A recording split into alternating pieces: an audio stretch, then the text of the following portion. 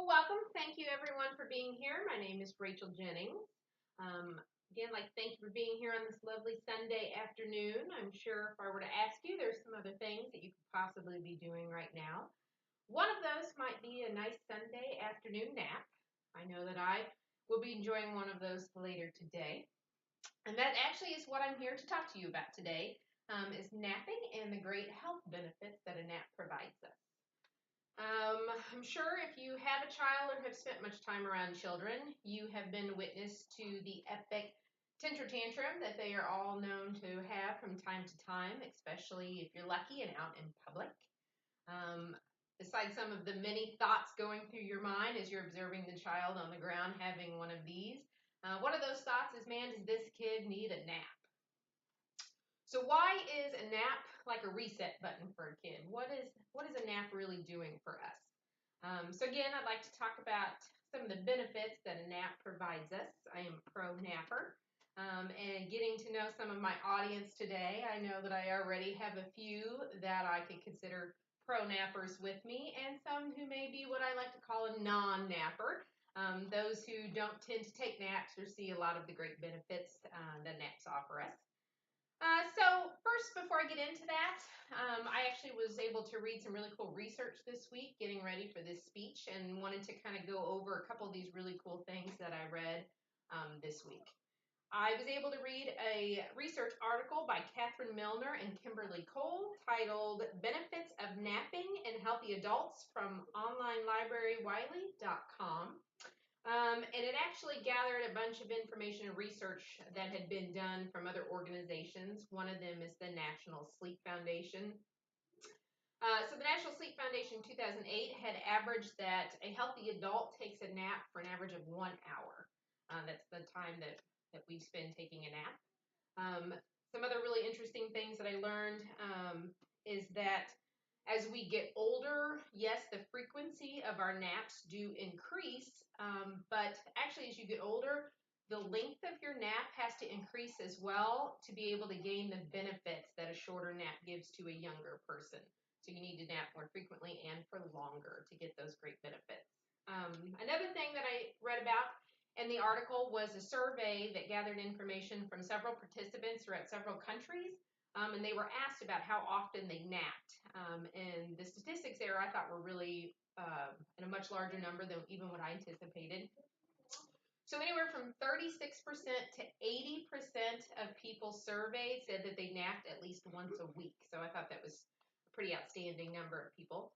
And then last but not least, I read that 85% of mammals are polyphasic sleepers, which means that they're not sleeping for a long period like humans do, maybe at night, but they actually sleep for shorter periods all day long.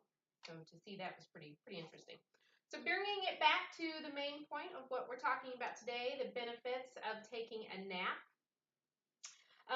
So according to Sleep Science, sleepscience.org, titled The Health Benefits of Sleeping, taking a nap actually reduces tension, reduces your anxiety, which can lower your blood pressure, and with all of this can actually reduce the risk of heart disease.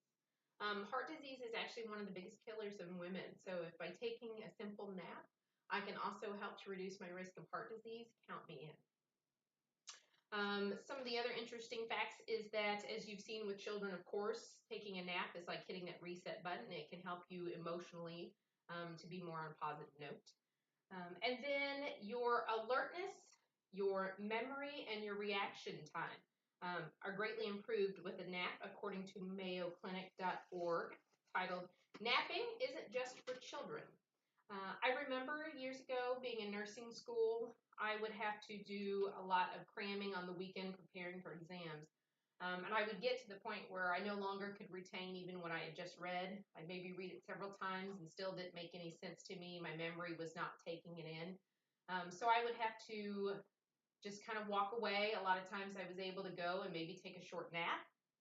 And with that nap, it was again like hitting that reset button. I noticed that my memory and my reaction, or my ability to recall what I was reading, had improved since prior to my nap. So I know that there are still some of those out there who maybe think that the negative aspects of a nap are higher than the benefits. There's two arguments that I hear the most from the non-nappers, as I like to call them, of the reasons why they're not big on naps. The main one is that they're afraid it's going to mess with their sleep at night. Actually, Mayo Clinic, again, titled napping isn't just for children, found that that is really inaccurate. Unless you were to suffer from a sleep disorder like sleep insomnia, taking a nap during the day really isn't going to affect your sleeping at night. And then the other one I hear a lot about is the grogginess that they feel when they wake up from a nap. They're still feeling kind of tired. That usually comes with more an extensive nap, several hours. A great way to keep that down, again, according to Mayo Clinic, is to reduce your nap to less than an hour. If you do happen to sleep for a longer amount of time, that grogginess feeling actually usually is gone within that first hour of waking up. So if you have decided that you're like me and you see that there are some benefits to a nap and you want to get the most out of it, what are some things that you can do to increase the quality of your nap? First, you want to find an area that's quiet, doesn't have a lot of distractions. Try to limit your nap time to 20 to 30 minutes. National Sleep Foundation, again, advises that a 20 to 30-minute nap is the best for giving you the most benefits without having any of those side effects you're wanting to stay away from.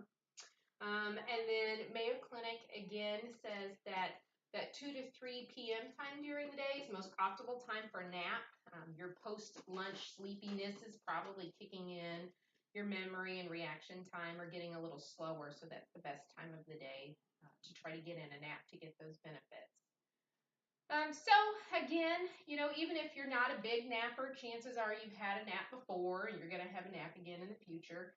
So what I hope that you take away from here today is the next time that the opportunity presents itself for a nap, or you're questioning yourself of whether you should start that next load of laundry or give yourself that little Sunday afternoon nap, to just remember that you're giving yourself that reset button. You're helping yourself emotionally, mentally, and physically when you're taking a nap. Thank you.